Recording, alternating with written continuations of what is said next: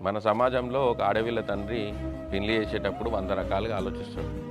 అత్తారింటికి పంపించేటప్పుడు ఆ పిల్లకు కొన్ని బడే బాసన్లు, బంగారం ఇచ్చి పంపిస్తాడు. ఎందుకు?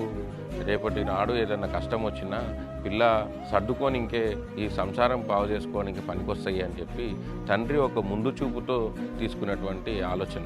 అట్లనే ఈరోజు రాష్ట్ర ముఖ్యమంత్రి వర్యులు రేవంత్ రెడ్డి గారు కూడా హైడ్రా లాంటి యజ్ఞాన్ని తీసుకొచ్చింది. ఇది రేపటి భవిష్యత్ తరాలకు ముందు చూపుకు చూపించేటువంటి ఈ యజ్ఞం.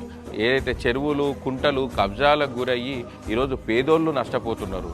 ఈ పేదోళ్లకు వీళ్ళు అమ్మి వీళ్ళు సొమ్ము కాసుకొని వీళ్ళు ఎక్కడో వెళ్ళిపోయినారు. నిజంగా ఆ పేదోళ్ళు ఇండ్లు కూలుస్తుంటే నిజంగా బాధేసింది. ఇది రేపు పుట్టబోయే పిల్లలు 20-25 ఏళ్ళ తర్వాత వచ్చి హైదరాబాద్ ఏంది ఇట్లుంది అనేటట్లుగా ఉండకుండా ఈ మహానగరం మంచిగా ఉంది, రేపు పొద్దున మా భవిష్యత్తుకు పునాది అవుతుంది అనేటట్లుగా ఉండాలి అని చెప్పేసి ఈరోజు రేవంత్ రెడ్డి గారు ఓ ముందు చూపుతోనే ఆలోచన చేసి చేసుకున్నటువంటి నిర్ణయం.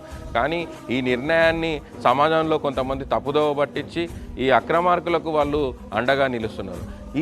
ఈ తప్పు కొంచెం నష్టమైనా కూడా ఈరోజు ఈ బాధని దిగమింగుకోనైనా సరే కానీ ఈ యజ్ఞంలో మనం అందరం కూడా భాగస్వామ్యమయ్యి ఈ రేవంత్ రెడ్డి గారు తీసుకున్నటువంటి నిర్ణయాన్ని మనం స్వాగతించాలి.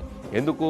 రేపటి తరాల భవిష్యత్తు తరాలను బాగుపరచుకోవడం కోసం మాత్రమే మనం ఆలోచన చేసి ముందుకు పోవాలి అని చెప్పేసి మీ అందరినీ చేతులెత్తి దండం పెట్టి కోరుకుంటున్నా. జై తెలంగాణ.